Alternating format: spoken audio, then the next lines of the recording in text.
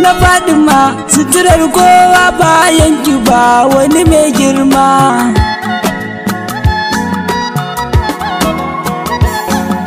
Da fara Allahu zan sanya sarki guda mahalicina, sarkin da shi ne yayi komai, yayi wuta yayi aljanna. Ka bani dama a yau din nan zan waƙe Fatima mama na Fatima. Dubun salati ka ƙara shi a gumma aiki uban girma, ka sa sahabbai ina son su wallahi har a cikin raima. A gaida ku ahlul baiti ayan annabi da Fatima ya ahlul baiti ƙaunar ku ce. Salam ala takwaran Allah ƙaunar ka ce ta yi mun gata, bayan gabani da kowa ni ƙaunar ka ce fa gurin mafita. A ya Ali alin Allah alin Rasuli da mamata Maula Ali, Maula Ali suturar kowa. Imam Hassan duk mai kinka da insani dai nake kwana. Imam Hussein na zaɓe ka wallahi wallahi abbana. Zainab yar manzon Allah da Umma Kursum kuna raina ƴaƴan Batul. Idan da kai si da almusin wuya ba ta zo guna ba. Dan Fatima dan Imam Ali da san ka ni dai nake kwana. Dan haka dukkan mai kinka wallahi san baya raina almusin Maulaya na. Duka faɗan da ba bai da uba kwarai kira shi da ɗan iska. Da ni kwarai dai ina da uba ake da wani kuɗin leka. Shi ne fa mai shirafa malam a wani dai fa ina son ka mai shirafa. Na Fatima suturar kowa bayan ki ba wani mai girma.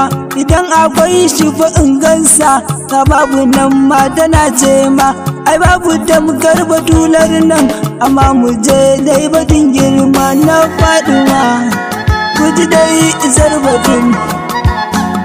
Salamu alaiki uwar mulki, yau ma fa na zo na waƙe ki. Salam alaiki diyar girma, babar girma dai ina son ki. Wallahi wallahi na rantse duk wani girma yana gunki ya Fatima. Mamar mutum babar kowa ce kuna ji na, ta girma dukkan halittu ma, dukkan akaji Adamu akwai ta dai in tuna nama. Balesa Hauwa da sauransu ƙwarai manakar daga jama na Fatima. Na Fatima taba ta taba Allah ne ka yarda kokar kama yarda. Wallahi raina isar Zara cikin jahannama ga fada. Ka sallama mata gabita shine mafitar na shaida na Fatima. Bayan ki ba wani, ita da annabi duk ɗaya ne wallahi ni ba na shakka. Ko baka yarda ba ne malam da hujjoji zan yi ma duka. Sale na ce gun manzanmu da rabu Fatima mabaruka ya Fatima. Bayan ki ba wani, idan ma'aikinmu ya motsa Zara'u ma a yakan zatai. Idan Zara'u ta motsa manzanmu ma gaɗin zai yi. Wallahi girman Fatima dai yana rikita mun dai kaina na Fatima. Ƙaunar ki ce sutura ta. Wasu sun faɗa wai da bambanci tsakanin annabi da Zara.